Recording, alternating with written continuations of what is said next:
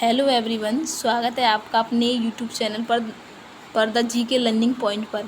तो देखिए दोस्तों, आज जो हम डिस्कस करेंगे वर्ल्ड ज्योग्राफी का टॉपिक है पृथ्वी का वायुमंडल। तो इस टॉपिक में से आपने देखा ही होगा, क्वेश्चन डेफिनेटली बनता ही है। जो हाल ही में एग्ज़ाम हुआ है उत्तराखंड में, वीडियो री एग्ज़ाम हुआ है, तो उस एग्ज़ाम में भी एक क्वेश्चन बना है इसी टॉपिक में से। तो आज हम इसी टॉपिक के बारे में डिस्कस करेंगे। अगर आपको सेशन पसंद आता है तो प्लीज़ लाइक कीजिए और चैनल को भी सब्सक्राइब कीजिए। तो चलिए ज़्यादा देर न करते हुए हम डिस्कस करते हैं।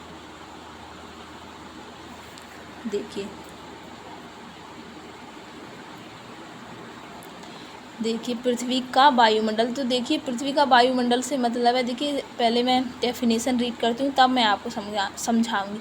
देखिए किसी भी ग्रह के चारों ओर गैसों के आवरण को वायुमंडल कहते हैं। क्लियर। पृथ्वी को जिस गैसीय आवरण ने ढक रखा है उसे हम पृथ्वी का वायुमंडल कहते हैं। क्लियर हुआ।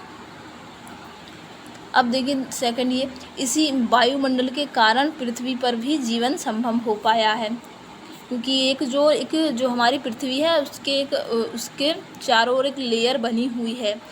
ठीक है, तो उसी के कारण पृथ्वी पर जीवन संभव हो पाया है। बाकी मैं आपको बताऊंगी क्वेश्चन बनता कहाँ से है। ठीक है, तो ये एक बेसिक सी बात थी, तो मैंने ये बताई। देखिए ऑरोलॉजी किसे कहते हैं। देखिए वायुमंडल की जो ऊपरी परत के अध्ययन को वायु विज्ञान यानी ऑरोलॉजी कहा जाता है। मैं इंग्लिश में ही लिखे देती हूँ, ऑरोलॉजी। क्वेश्चन पूछा जाता है कि वायुमंडल जो मतलब वायुमंडल की जो ऊपरी परत का जो अध्ययन किया जाता है उसे क्या कहते हैं, तो उसे कहते हैं वायु विज्ञान या एरोलॉजी।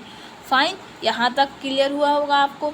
अब नेक्स्ट देखिए मेट्रोलॉजी। देखिए जो ये तो हुई बात ऊपरी परत की, तो उसे कहते हैं ऑरोलॉजी। अब बात करते हैं जो निचली परत है, तो उसके अध्ययन को ऋतु विज्ञान कहते हैं और इंग्लिश में मेट्रोलॉजी कहते हैं।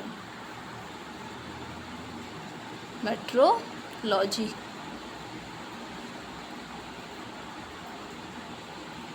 क्लियर।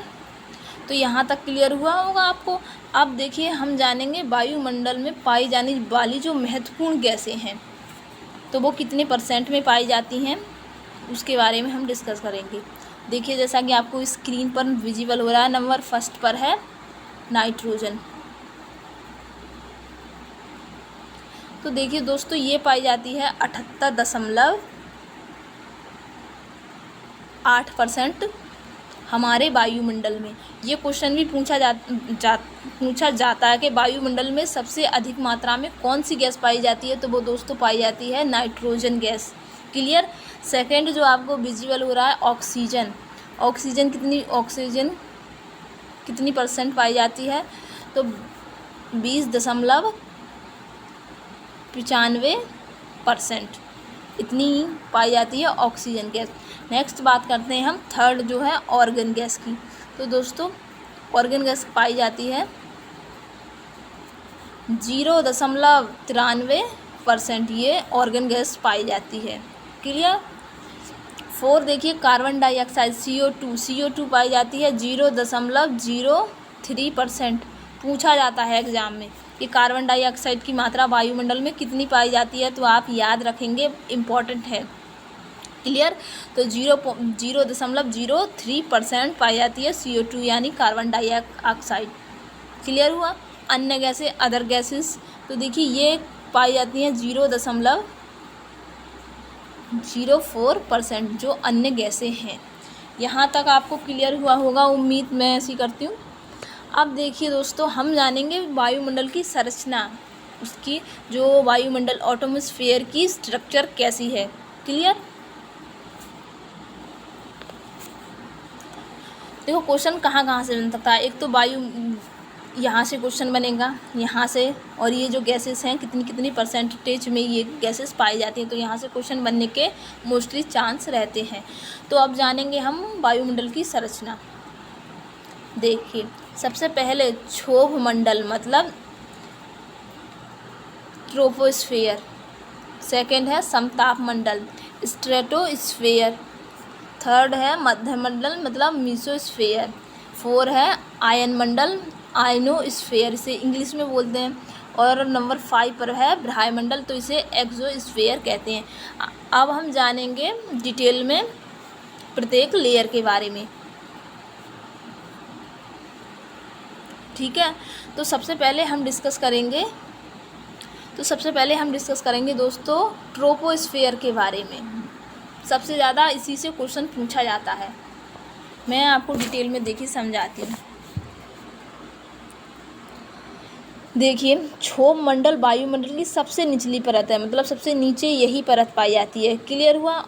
जो क्षोभ मंडल की जो ऊंचाई है हमारी सतह से लगभग कितनी है, 18 किलोमीटर तक होती है। कितनी? 18 किलोमीटर तक होती है।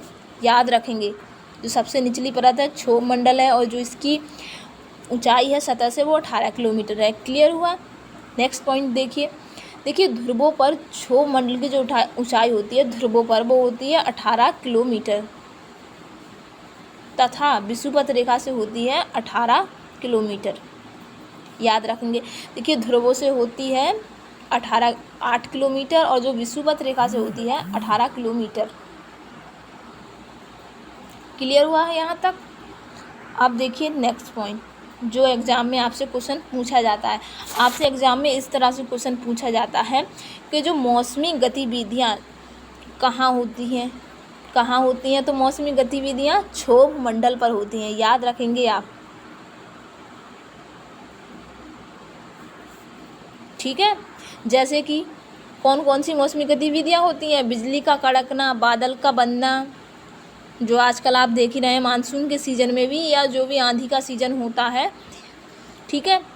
किसी भी मौसम में, मतलब मौसम तो बदलता ही रहता है, इतना तो हम जानते ही हैं। आंधी एवं वर्षा का होना तथा इंद्रधनुष का बनना, तो ये सारी जो घटनाएं होती हैं क्षोभ मंडल में होती हैं, मतलब ट्रोपोस्फीयर में होती हैं। आप याद रखेंगे, और क्वेश्चन यहीं से बनता है, इसलिए मैं वही टॉपिक ला रही हूँ जहाँ से क्वेश्चन बनता है। क्लियर। अब नेक्स्ट पॉइंट देखिए क्षोभ मंडल में प्रति 165 मीटर की ऊंचाई पर डिग्री सेल्सियस तापमान में गिरावट होती है। तो दोस्तों ये तो हुआ क्षोभ मंडल के बारे में, मतलब इस ट्रोपोस्फीयर के बारे में। तो उम्मीद है आपको यहाँ तक चीज़ें क्लियर रही होंगी। और आप याद रखना, जो मैंने पॉइंट आपको बताए हैं कि क्वेश्चन आपसे कहाँ से पूछा जाता है, कि जो मौसमी संबंधी गतिविधियाँ कौन से, मतलब कौन सी लेयर पर होती हैं, परत पर होती हैं। तो आप अच्छे बच्चों की तरह याद रखेंगे क्षोभ मंडल पर होती हैं। क्लियर हुआ यहाँ तक। अब आइए हम पढ़ेंगे नेक्स्ट लेयर है स्ट्रेटोस्फीयर, मतलब समताप मंडल के बारे में पढ़ेंगे। देखिए पहला पॉइंट इसका, समताप मंडल पर तापमान लगभग समान रहता है, जैसा कि इसका नाम ही है समताप, मतलब तापमान समान बने रहना। क्लियर। देखिए नेक्स्ट पॉइंट, समताप मंडल की जो धरती से ऊंचाई है वो कितनी बताई गई है, वो 18 किलोमीटर से 50 किलोमीटर तक बताई गई है। क्लियर हुआ। याद रखेंगे, ऊंचाई भी पूछी जाती है, इसलिए मैं बता रही हूँ आपको। थर्ड पॉइंट देखिए समताप मंडल में घटनाएं नहीं होती हैं। कौन सी? मौसमी संबंधी घटनाएं नहीं होती हैं। याद रखिएगा, क्योंकि आपको आता हुआ क्वेश्चन भी गलत होता है, क्योंकि आपका होता क्या, कॉन्सेप्ट क्लियर होता नहीं। आपने जैसे पढ़ लिया, मगर आप चीज़ों में डिफरेंस करना भूल जाते हैं। तो आप याद रखेंगे कि जो मौसमी संबंधी घटनाएं होती हैं ट्रोपोस्फीयर में होती हैं, मतलब क्षोभ मंडल में होती हैं, और जबकि समताप मंडल में ये सारी घटनाएं नहीं होती हैं। कौन सी? आंधी आना, बादलों की गरज, बिजली का कड़कना जैसी घटनाएं यहाँ पर नहीं होती हैं। याद रखेंगे आप। क्लियर। नेक्स्ट पॉइंट देखिए, तापमान समान रहने व मौसमी गतिविधियों से मुक्त होने के कारण यहाँ वायुयान समताप मंडल में ही उड़ाए जाते हैं। वायुयान मतलब एरोप्लेन जो उड़ाए जाते हैं, एरोप्लेन कहाँ उड़ाए जाते हैं? समताप मंडल पर उड़ाए जाते हैं। याद रखेंगे, ये क्वेश्चन भी पूछा जाता है कि जो हेलीकॉप्टर हो गया या एरोप्लेन कौन से लेयर पर उड़ाई जाती हैं वायुमंडल के, मतलब एटमॉस्फेयर में, तो वो आप याद रखेंगे समताप मंडल में। क्वेश्चन बनने के चांस यहाँ से रहते हैं, इस वाले लेयर से। याद रखेंगे आप। क्लियर। आइए जानते हैं, आपसे ये क्वेश्चन भी पूछा जाता है। मैंने जो प्रीवियस ईयर के क्वेश्चन देखे हैं तो देखिए क्वेश्चन यहाँ से ही बनता है कि जो ओजोन परत पाई जाती है वो कौन सी लेयर पर पाई जाती है वायुमंडल के, तो आप याद रखेंगे समताप मंडल पर पाई जाती है। ठीक है, स्थित होती है, जैसा कि आपको मेरे नोट्स में भी विजिबल हो रहा है, जो कि सूर्य से आने वाली परावैंगनी किरणों को अवशोषित कर लेती है। ओजोन परत क्या करती है आपको पता है, जो सूर्य से जो किरणें आ रही हैं, तो जो किरणें आ रही हैं तो उसमें परावैंगनी किरणों को अवशोषित कर लेती है कौन, ओजोन परत। ठीक है, नेक्स्ट पॉइंट देखिए इसी में ओजोन परत की जो मोटाई नापने वाली जो इकाई है उसे डॉप्सन कहते हैं। ये क्वेश्चन भी पूछा ही जाता है, आपने देखा होगा पीवाईक्यू क्वेश्चन आप देख लीजिए कोई से भी स्टेट के, तो डॉप्सन से जो ओजोन परत की मोटाई नापी जाती है। डॉप्सन इकाई, डॉप्सन यूनिट भी हम इसे कह सकते हैं, डॉप्सन इकाई। क्लियर हुआ? तो ये तो था समताप मंडल के बारे में। अब हम नेक्स्ट पढ़ेंगे मध्य मंडल के बारे में, मतलब मीजोस्फीयर के बारे में। ठीक है, उम्मीद है आपका कॉन्सेप्ट क्लियर हो रहा होगा। देखिए मैं एक बात कहना चाहूँगी, आप फैक्ट या वन लाइनर रट के कभी कोई भी एग्ज़ाम क्लियर नहीं कर सकते। अगर आपको पढ़ना है तो डीप स्टडी पढ़िए, अपने कॉन्सेप्ट क्लियर रखिए। अगर आप कॉन्सेप्ट क्लियर करेंगे और डीप स्टडी करेंगे तो आपके वन लाइनर भी उसी में तैयार होते चले जाएंगे। क्लियर? तो देखिए मध्य मंडल के बारे में हम जानते हैं। मध्य मंडल जो है वायुमंडल की थर्ड लेयर है, यानी थर्ड लेयर है, याद रखेंगे। क्लियर? और देखिए जैसा कि मैंने बताया उसकी समताप मंडल की ऊंचाई थी 50 किलोमीटर और क्षोभ मंडल की थी 18 किलोमीटर। क्लियर? इनकी ऊंचाई भी आपको याद रखनी है। और जो मध्य मंडल की ऊंचाई है 50 से 80 किलोमीटर, 50 से 80 किलोमीटर है सतह से, इसका विस्तार है मतलब। ठीक है, आइए जानते हैं नेक्स्ट पॉइंट में। देखिए अंतरिक्ष से आने वाले जो उल्का पिंड हैं मध्य मंडल पर ही जलकर समाप्त हो जाते हैं। जैसे कि आपने देखा होगा, जो टूटते तारों का ही उदाहरण मैं दूँ तो वही इसमें मध्य मंडल में समाप्त हो जाते हैं, मतलब जलकर समाप्त हो जाते हैं। तो ये तो था मध्य मंडल के बारे में। अब हम नेक्स्ट पढ़ेंगे आयन मंडल के बारे में, आयनोस्फीयर के बारे में जानेंगे। इसमें कौन कौन सी क्रियाएं होती हैं। आयनोस्फीयर या आयन मंडल ही मैं लिख दूँ। देखिए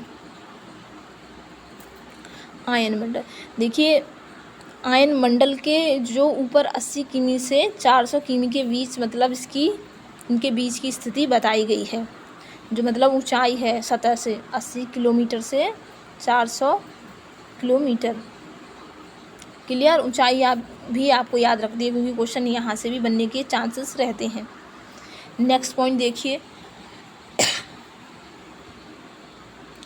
क्वेश्चन देखिए यहाँ से भी बनने के चांस हैं। देखिए वायुमंडल की यही परत रेडियो तरंगों को परावर्तित करती है। कौन सी? आयन मंडल। क्लियर? संचार उपग्रह मतलब कम्युनिकेशन सैटेलाइट्स इसी मंडल में स्थापित की जाती हैं। किसमें? आयन मंडल में, याद रखेंगे आप। क्लियर? तो ये तो था आयन मंडल के बारे में। एक लास्ट बचा है जो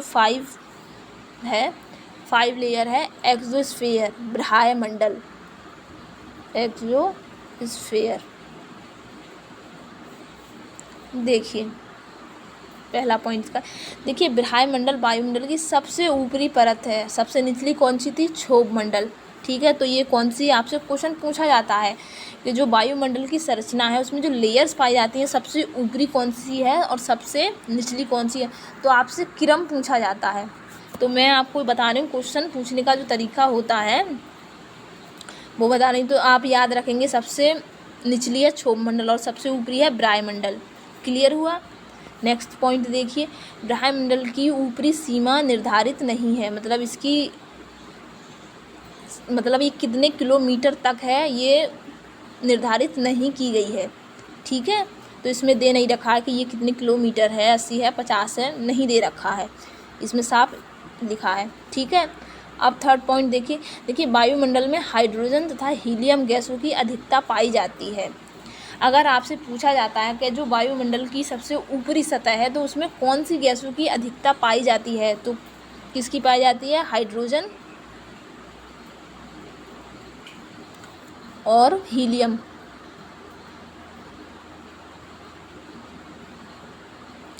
हीलियम गैसों की अधिकता पाई जाती है। इस टॉपिक को आप अच्छे से तैयार कर लेना, क्योंकि इससे क्वेश्चन डेफिनेटली बनता ही है। किसी भी एग्ज़ाम को आप उठा के देख लीजिए। उम्मीद है आपको वीडियो ज़रूर पसंद आएगी। आप मेरे टेलीग्राम लिंक से जुड़ सकते हो। मैं ये नोट्स आपको PDF के फॉर्मेट में अपने टेलीग्राम ग्रुप में प्रोवाइड करा दूँगी। Stay tune. Thank you.